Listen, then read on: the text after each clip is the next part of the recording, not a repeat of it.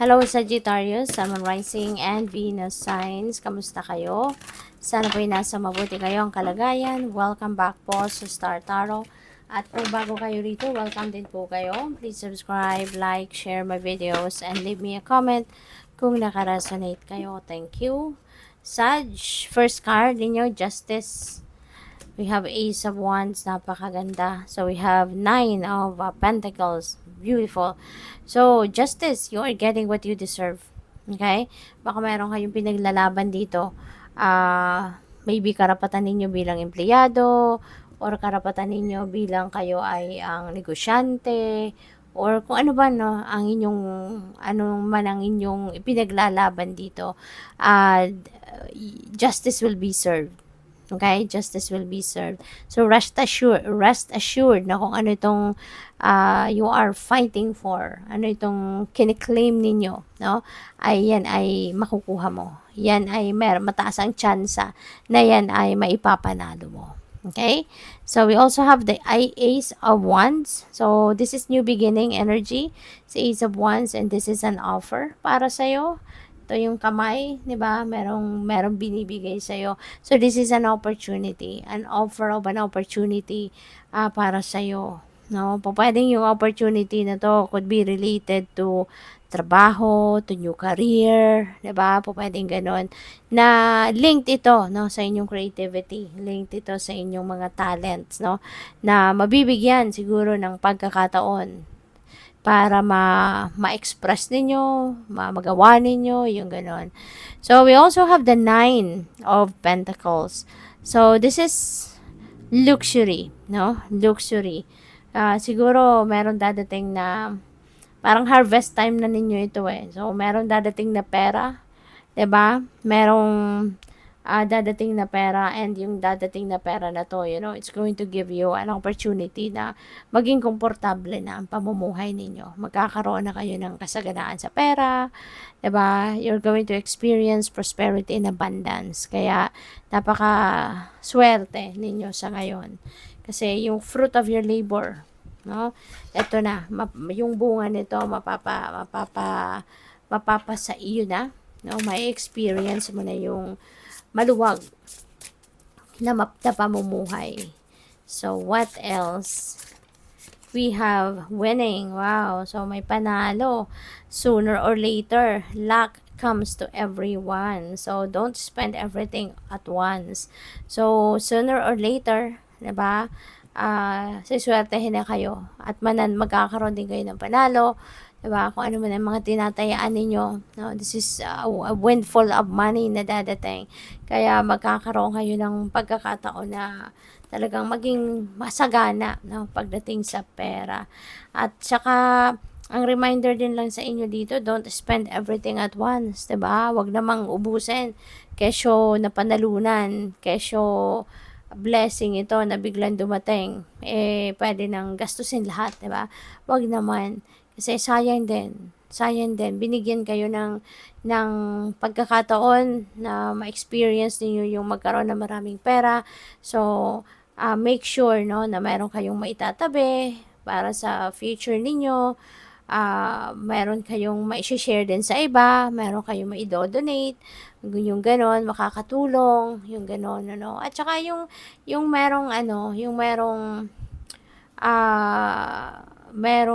ang tawag dito, merong magandang mapupuntahan, kumbaga, no, yung kaperahang ito. So, we have celebration, kick off the party activities and have a great time, plan for a joyful future. So, probably meron ditong celebration na gagawin kayo. Pwedeng dahil dito, no, sa panalo, or dahil dito sa financial blessings na dadating, 'di ba? You're becoming rich, 'di ba? Kaya pwede, no, na yung blessing na yan ang particularly isi-celebrate ninyo. Yun ang pagpapasalamat ninyo sa universe. So, have fun. Mind power, use your intelligence, analyze, data logic, and think rationally. Lead with your mind. Ayan, gamitin ninyo yung inyong mind power sa pagdidiskarte, pagpaplano, pag-analyze ng inyong sitwasyon, 'di ba? Making important plans for the future. So, gamitin ninyo yung inyong talino. Okay? Gamitin ninyo yung mind power ninyo para nang sa gayon talagang maging bongga, 'di ba? Ang planong ito. Kasi hindi lang ito yung para sa ngayon, but this is for your for your future. At hindi lang ito para sa iyo, 'di ba? Kundi para din sa buo mong pamilya. Kaya kailangan na pag-iisipan mabuti. Pagpaplanuhan maigi, no? So, pasensya na po, may nalaglag. So, tignan natin kung ano pa yung mga mensahe para sa inyo. So, merong deadline, no? Maring naghahabol kayo ngayon ng oras. Meron deadline. So, po pwedeng hindi lang pati ito isa, no? Deadlines.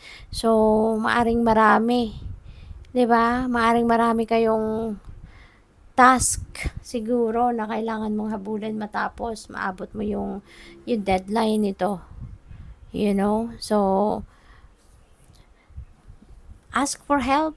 You know, kung sa tingin niyo mukhang hindi niyo makakayang abutan yung deadline nito, magpatulong kayo, 'di ba? Hingi ka ng tulong, hingi ka ng assistance, 'di ba? Para nang sa gayon kahit papaano, 'di ba? Magawa mo. Hindi man matapos lahat, pero at least, 'di ba? Magkakaroon ka ng accomplishment man lang. Need a job.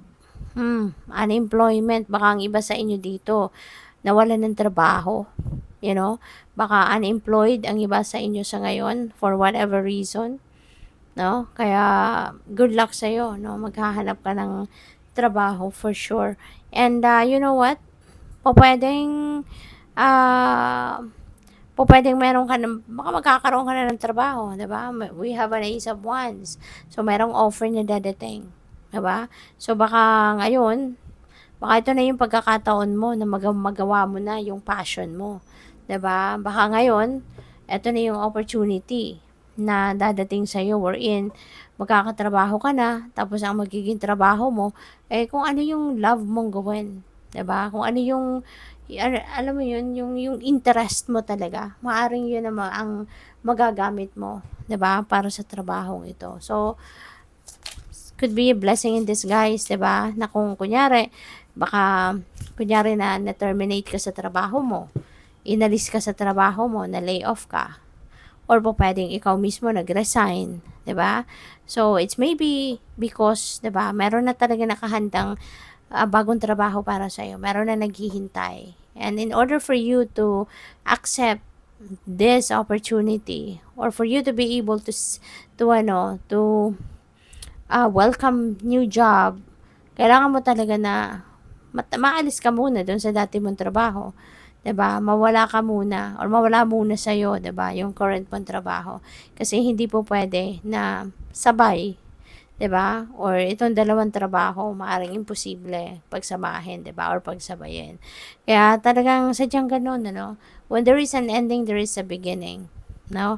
Kaya ka nandito sa puntong unemployed ka, 'di ba? Kasi meron dadating na bagong opportunity para sa iyo. At ito, i-enjoy mo siya kasi this is what you love to do, you know? So, what else? We have work from home. See? Beautiful. So, maaari talaga na ito na magkakaroon ka na ng bagong trabaho. And ang maganda rito, 'di ba? You will be working in the comfort of your home. 'Di ba? Iba yung pakiramdam na hindi ka nagigising ng maaga-maaga kasi magpe-prepare ka pa ng sarili mo, magpe-prepare ng baon mo, ng mga kakailanganin mo, 'di ba? So, you will be working from home. So, komportable ka, 'di ba? Kasi nandiyan ka lang, hindi ka na magda-drive, hindi ka na magko-commute, hindi ka na mamamasahe, 'di ba? So yung comfort ng bahay mo, 'di ba? Parang extra bonus na 'yon kasi you can do your work na nasa komportableng lugar ka, 'di ba? So that's an extra blessing. So good luck. Thank you for watching. Love and light. Namaste.